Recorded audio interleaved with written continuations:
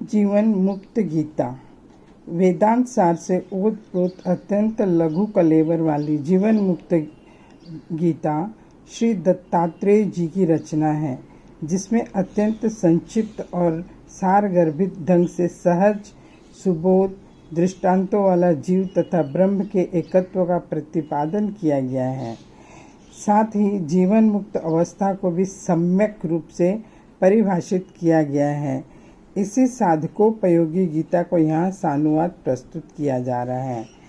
अपने शरीर की आसक्ति का त्याग, देह बुद्धि का त्याग ही वस्तुतः जीवन मुक्ति है। शरीर के नाश होने पर शरीर से जो मृत्यु होती है, वह तो कुकर शुकर आदि समस्त प्राणियों को भी प्राप्त होती है। शिव परमात्मा ही सभी प्राणियों में जीव रूप से विराजमान है। इस प्रकार देखने वाला अर्थात सर्वत्र भगवत दर्शन करने वाला मनुष्य ही वस्तुतः जीवन मुक्त कहा जाता है।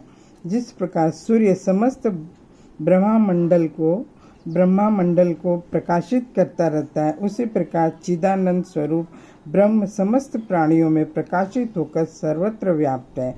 इस ज्ञान से परिपूर्ण मनुष्य ही वस्तुतः जीवन मुक्त कहा जाता है।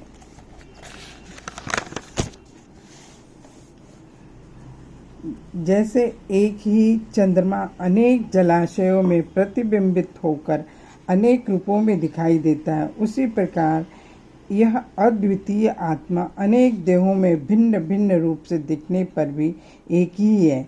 इस आत्मज्ञान को प्राप्त मनुष्य वस्तुतः जीवन मुक्त कहा जाता है। सभी प्राणियों में स्थित ब्रह्म परमात्मा भेद और अभेद से परे है। एक होने के कारण भेद से परे और अनेक रूपों में दिखने के कारण अभेद से परे है। इस प्रकार अद्वितीय परम तत्व को सर्वत्र व्याप्त देखने वाला मनुष्य ही वस्तुतः जीवन मुक्त कहा जाता है। पृथ्वी जल अग्नि वायु और आकाश, इन पंच तत्वों से बना यह शरीर ही क्षेत्र है तथा आकाश से परे अहंकार मैं ही क्षेत्रज्ञ शरीर रूपी क्षेत्र को जानने वाला कहा जाता है। यह मैं अहंकार ही समस्त कर्मों का कर्ता और कर्म फलों का भोगता है, चिदानंद स्वरूप आत्मा नहीं। इस ज्ञान को धारण करने वाला ही वस्तुतः जीवन मुक्त कहा जाता है। ध्यान से भरे एकाग्र चित्त वाला और कर्मेंद्रियों की हलचल से रहित अद्वितीय आत्म तत्व में लीन ज्ञानी ही वस्तुतः जीवन मुक्त कहा जाता है। जो मनुष्य शोक और मोह से रहित होकर यथा प्राप्त शरीर धर्म का पालन करता हुआ कर्म करता रहता है और शुभ अशुभ के भेद से ऊपर उठ गया है, ऐसा ज्ञानी ही वस्तुतः जीवन मुक्त कहा जाता है। शास्त्र विहित कर्म के अतिरिक्त जो अन्य कुछ नहीं जानता तथा कर्म को ब्रह्म स्वरूप जानता हुआ संपादित करता रहता है, वही वस्तुतः जीवन मुक्त कहा जाता है। सभी प्राणियों के हृदय आकाश में व्याप्त चिन्मय परमात्म तत्व को जो जानता है, वही वस्तुतः जीवन मुक्त कहा जाता है। प्राणियों में स्थित शिव स्वरूप जीवात्मा अनादि है और इसका नाश नहीं हो सकता। ऐसा जानकर जो सभी प्राणियों के प्रति वैर रहित हो जाता है, वही वस्तुतः जीवन मुक्त कहा जाता है। आत्मा ही गुरु रूप और विश्व रूप है। इस चैतन्य आकाश को कुछ भी मलिन नहीं कर सकता। भूतकाल और वर्तमान दोनों ही काल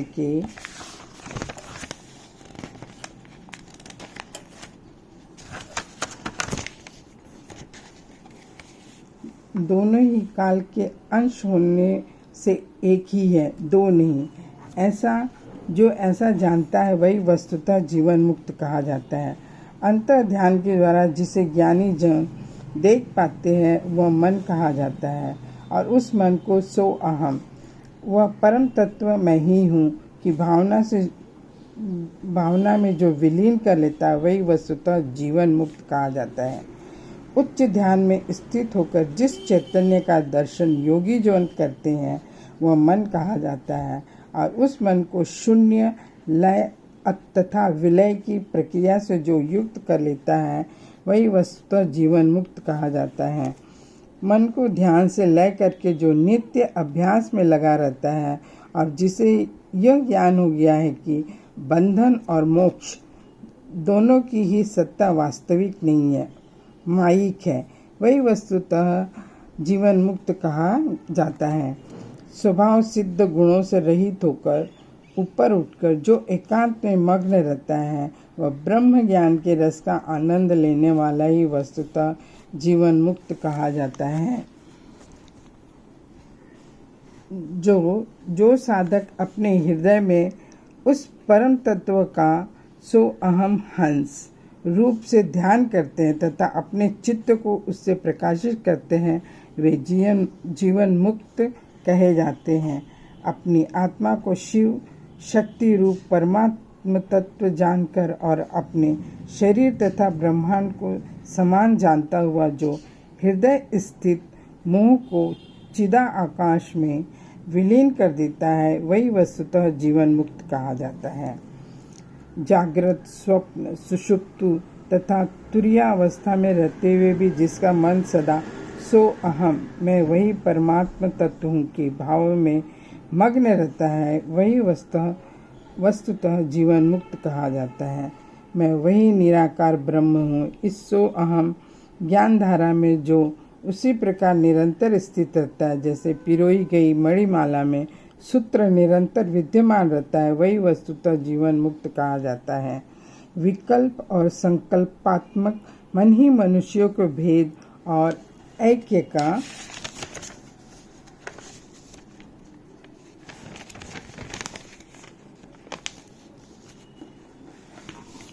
का हेतु है। जो ऐसा जानता है और मन के पार चला जाता है, वही वस्तुतः जीवन मुक्त कहा जाता है। विद्वानों ने मन को ही जान लिया है। सिद्ध सिद्धांत भी यही है कि साधना में मन की दृढ़ता से ही मोक्ष प्राप्त होता है। जिसने इस सत्य को जान लिया वही वस्तुतः जीवन मुक्त कहा जाता है। मन से अंतर्वृत्तियों का त्याग और बाह्य वृत्तियों का उपेक्षा करने वाला योग्याभ्यासी श्रेष्ठ है, किंतु अंतः और बाह्य दोनों वृत्तियों का मन से त्याग करने वाला ही वस्तुतः जीवन मुक्त कहा जाता है। इति श्रीमद् दत्तात्रेय कृता जीवन मुक्त गीता संपूर्णा। ओम।